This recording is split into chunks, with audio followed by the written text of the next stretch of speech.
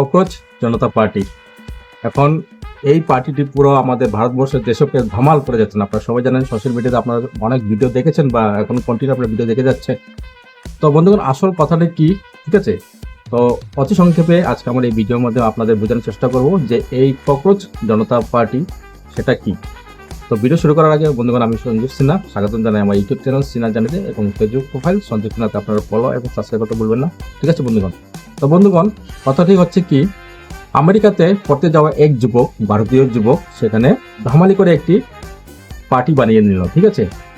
এবং সেই পার্টি বিগত 5 দিনের ভিতরে দুনিয়ার সব থেকে বড় পার্টি, যেটা আমাদের ভারতীয় জনতা পার্টি, যেটা বিজেপি সরকারকে পিছিয়ে ফেলে দিল, ঠিক আছে? ইনস্টাগ্রাম অ্যাকাউন্টের এই যেটা নতুন যেটা পার্টি গঠন করা হয়েছে, ওনার টোটাল ফলোয়ার্স 15.5 মিলিয়ন ফলোয়ার্স হয়ে গেছে এই 5 দিনের মধ্যে। আর আমাদের বিজেপি সরকারের মাত্র 8.5 মিলিয়ন ফলোয়ার্স। দেখুন কি সাংঘাতিক একটা ব্যাপার। আচ্ছা, কথাটি হলো এটি 15 মের একটি ঘটনা, মানে 15 মের একটা সুপ্রিম কোর্টের একজন চিফ জাস্টিস উনি বলেছিলেন যে বেকার ইউবাদের নাকি ককরোচ বলে একটি প্রস্তাব তিনি দিয়েছিলেন বা একটি কথা তিনি বলেছিলেন।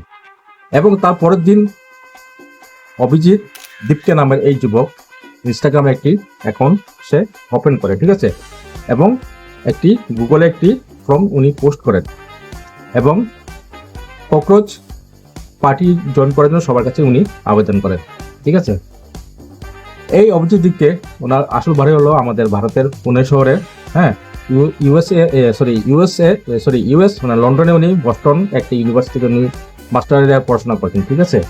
উনি ককরোচ জনতা পার্টিটি জয়েন করার জন্য কিছু শর্ত রেখেছেন। আপনারা কি কি শর্ত রেখেছেন আপনারা সেগুলো দেখুন এবং শুনুন। প্রথম হলো, যারা বেকার, যাদের কোনো চাকরি নেই, যারা বেকার, তারা এই পার্টিতে জয়েন করতে পারেন। আর যারা আলসি তারাও জয়েন করতে পারেন।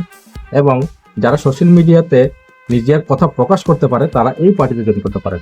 যেগুলা শর্তগুলো যে ছিল এই পার্টিতে জয়েন করা, সেগুলো এখানে উনি লিখে দিয়েছেন, ঠিক আছে? তারপরে কি হলো, 5 দিনের পর 1,50,00,000 মানুষ ওনার এই নতুন পার্টিতেই যোগদান করেন।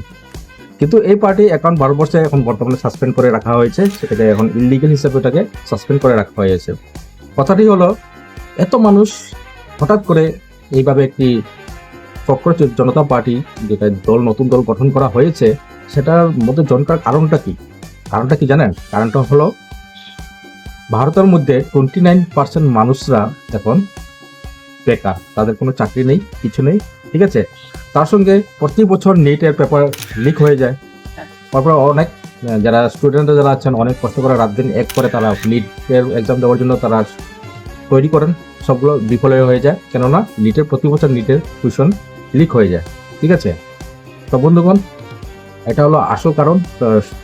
এই নতুন পার্টির মাধ্যমে ওরা বোঝানোর চেষ্টা করছে যে এখন যারা গঠন করেছেন, বিজেপি সরকারে হোক, তাদের মেইন উদ্দেশ্য হলো যারা বেকার যুবক যুবতীরা যারা আছেন, যারা বেকার, যারা চাকরি পায়নি, তাদের জন্য লড়াই করা এবং সেখানে তাদের সাথে যোগদান করে নতুন একটি ভারতবর্ষ তৈরি করা।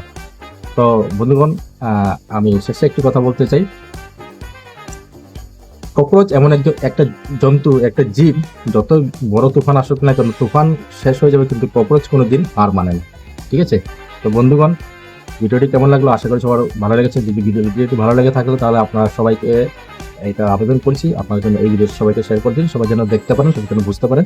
তো বন্ধুগণ, দেখা হবে আরেকটি পরবর্তী ভিডিও নিয়ে। ততক্ষণ আমি সঞ্জীব সিনহা আপনার কাছ থেকে বিদায় নিচ্ছি। ধন্যবাদ।